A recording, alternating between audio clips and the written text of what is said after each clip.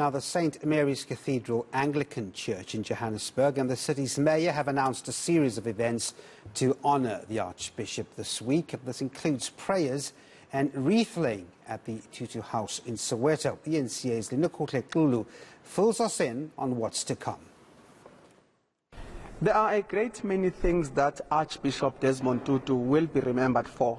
Some of them include the history he made here at the St. Mary's Cathedral Church in Johannesburg. In 1975, he became the first black dean and later its first black bishop. And now, at a time where the country is mourning him, the Anglican Church, together with the city of Johannesburg, have announced they'll have a series of events to honor and celebrate Tutu's life. Archbishop Tutu's life was inextricably linked to the city of Johannesburg. He became the first black dean of St. Mary's Cathedral in 1975, before becoming the first black bishop of Johannesburg in 1985. He dwelt in his passion for ordinary people, electing to make his home in Orlando West rather than live in the official dean's residence in Houghton, then an exclusively white suburb. Johannesburg Mayor Mpho Phalatse says the series of events will start from Tuesday evening until Friday.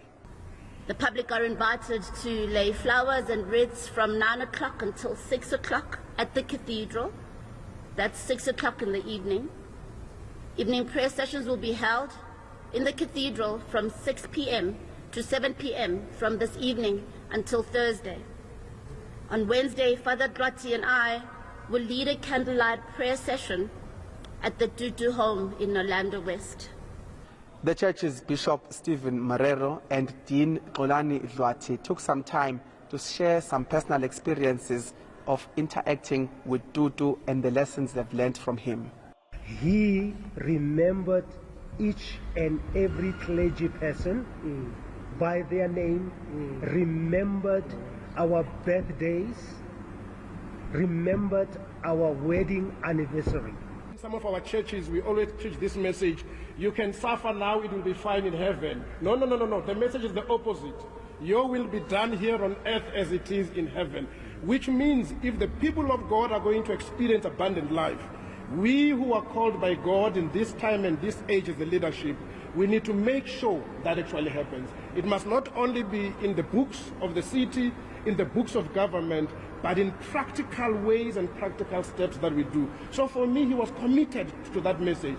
And that is why he spoke so vehemently against the suffering of actually God's people.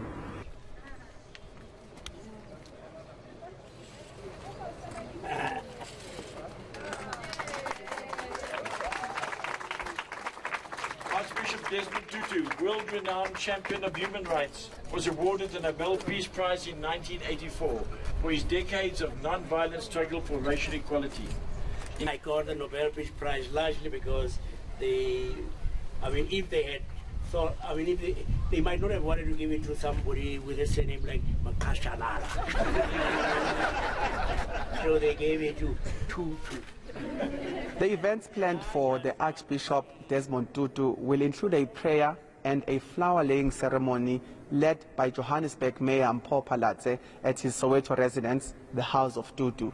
The mayor says the city will also use the spirit of Tutu to better develop the city for its people. Lindokuhle Xulu, Johannesburg.